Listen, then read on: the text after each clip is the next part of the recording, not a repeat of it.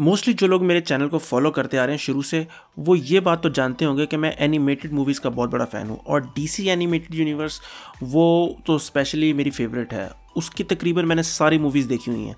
लेकिन पता नहीं किस वजह से मैं मार्वल की जो एनिमेटेड सिनेमैटिक यूनिवर्स है ना, मैं उस पर कभी अपने पैर से इस तरह जमा नहीं पाया। मैंने बड़ी कोशिश की लेकिन मुझे उनका एनिमेशन स्टाइल जो है वो इतना अच्छा नहीं लगा और स्टोरी में भी वो डेप्थ नहीं थी जो डीसी की मूवीज़ में होती है। और ये मैं एनिमेटेड यूनिवर्स की बात कर रहा हूँ, एमसीयू की बात नहीं कर रहा मैं। और जब Spiderman into the spider verse का ट्रेलर आया तो लोग काफ़ी खुश थे कि एनिमेटेड कोई अच्छी मूवी आ रही है। लेकिन लोगों का सबसे बड़ा मसला वो था कि ये सोनी बना रहा है, क्योंकि लोग सोनी से पहले डरे हुए हैं। क्योंकि जब से 2004 से स्पाइडरमैन 2 आई है, उसके बाद से स्पाइडरमैन के ऊपर इन्होंने जितनी भी अटेम्प्ट की हैं वो सारी की सारी फारिग गई हैं। ये मैं क्रिटिकल पॉइंट ऑफ व्यू से बात कर रहा हूँ, क्योंकि बहुत से क्रिटिक्स को वो मूवीज़ नहीं पसंद आई।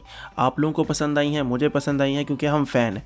जो क्रिटिकल पॉइंट ऑफ व्यू से देखते हैं उन लोगों को वो चीज़ नहीं पसंद आई। लेकिन इस मूवी ने आते साथ ही एक बहुत लंबा किस्म का छक्का मारा है और मुझे लग रहा है कि इस मूवी के बाद सोनी लाइव एक्शन मूवीज़ की बजाय अगर इस एनिमेटेड यूनिवर्स पर फोकस करे तो वो बहुत ज़्यादा अच्छा होगा। खैर, इस मूवी की बात करूँ तो मैं इस मूवी की जितनी भी तारीफ़ करूँ ना वो कम है। और मेरे ख्याल से 2018 में जितनी भी सुपर हीरो मूवीज़ आई हैं, एक्वामैन को निकाल के, क्योंकि वो भी मैंने थिएटर में नहीं देखी क्योंकि इसकी रिलीज़ डेट पाकिस्तान में 21 दिसंबर है, तो उन सारी लाइव एक्शन और एनिमेटेड मूवीज़ में से सबसे ज़्यादा बेहतरीन ये मूवी है। और जब एक्वामैन रिलीज़ होगी तो उसके बाद मैं एक लिस्ट भी अपनी बनाऊंगा वीडियो में, जिसमें मैं बताऊंगा कि मेरी 2018 की सबसे ज़्यादा फेवरेट मूवीज़ कौन सी हैं सुपर हीरो जॉनरा को लेकर। खैर, इस मूवी की सबसे ज़्यादा जो अच्छी बात है वो है यूनिक एनिमेशन स्टाइल। आपको मूवी देखते हुए ऐसा लगेगा कि आप कोई कॉमिक बुक पढ़ रहे हैं और किसी ने उसको एनिमेशन में बिल्कुल जिस तरह कॉमिक है उस तरह उसने एनिमेशन में ढाल दिया है। और मेरे ख्याल से मैंने जितनी भी एनिमेटेड मूवीज़ देखी हैं उसमें 2 ऐसी मूवीज़ हैं जिसमें आपको फील होता है कि कोई नई इनोवेटिव काम करने की कोशिश की गई है।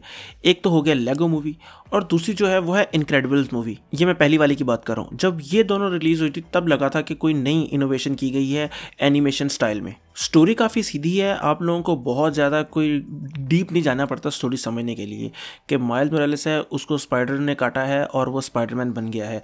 फिर उसका थोड़ा सा किंग पिन से पंगा होता है जिसमें एक पोर्टल ओपन होता है और सारे डिफरेंट न्यूयॉर्क पैरेलल अर्थ न्यूयॉर्क के जितने भी स्पाइडरमैन हैं वो सारे आकर यहाँ पर गिर जाते हैं और वो सारे मिलकर किंग पिन का मुकाबला करते हैं। लेकिन इस स्टोरी की जो है पेसिंग और एक्शन सीक्वेंस और इसके बाद जो ह्यूमर है वो बहुत ज़बरदस्त है। आपको कभी ना रुकने नहीं देगा, आपको लगेगा नहीं कि मूवी बोर हो रही है। और इसका जो साउंड ट्रैक है वो भी धांसू किस्म का है, तो वो भी आपके खून को ना थोड़ा सा पंप करता है, तो वो भी आपको सीट के एज पर ही रखेगा। और ये मूवी काफ़ी फैमिली फ्रेंडली है, तो आप अपनी फैमिली के साथ भी जाकर इसको देख सकते हैं। और मेरा यही मशवरा है कि अगर आपने ये मूवी नहीं देखी अभी तक सिनेमा में तो आप बहुत बड़ी चीज़ मिस कर रहे हैं।